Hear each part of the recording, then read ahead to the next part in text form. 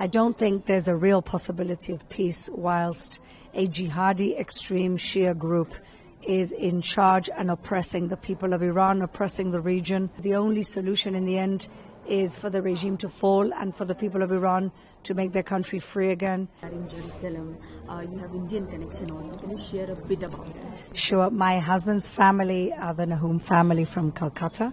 They are originally Baghdadi Jews who moved in the 1800s when things got unpleasant for Jews. They moved to Calcutta. Many other Jews moved to Mumbai, and they set up the first kind of Western-style bakery in Calcutta in the New Market, and it's still going after over 150 years. It's still owned by the family.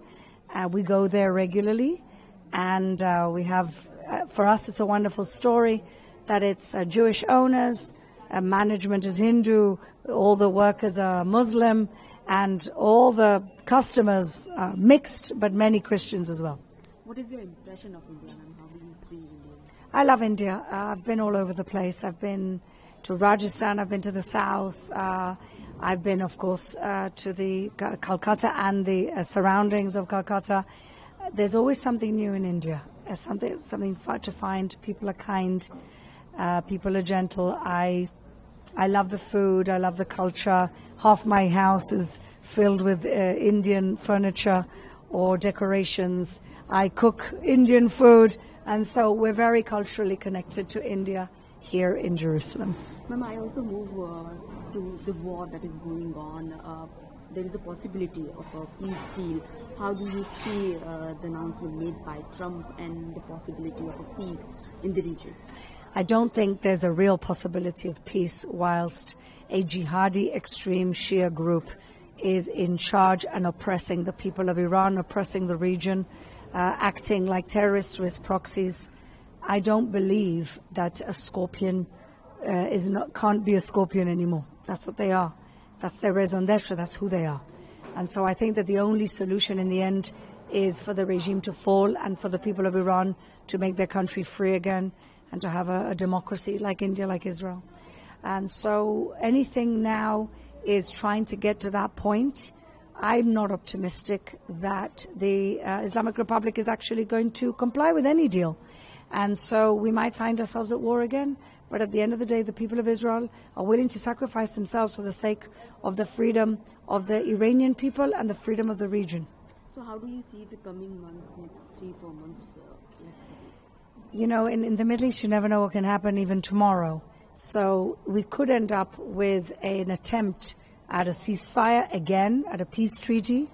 But ultimately, I don't think that the Islamic Republic is ever going to change its spots and are ever going to give up the uranium enrichment, the nuclear development, the ballistic development, or terrorizing their neighbors in the region.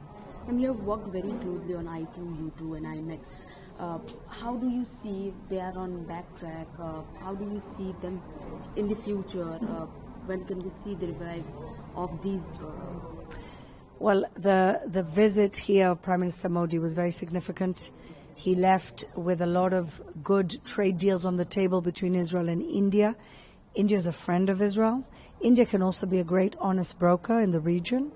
India has incredible human resources and Israel has a lot of technology and ingenuity. And I think together we could be unstoppable in the region. I think that the framework of I2U2, which has kind of been forgotten in the last few years, can be a great framework to come back to. The IMEC corridor, the IMEC is also a very interesting prospect. And again, it all really relies on a peaceful and stable region. And I don't see that happening without bringing down the very poisonous and murderous Islamic Republic of Iran. Now my last question would be about the relationship between India and Israel. How do you see the relationship progressing? Because it is quite strong right now.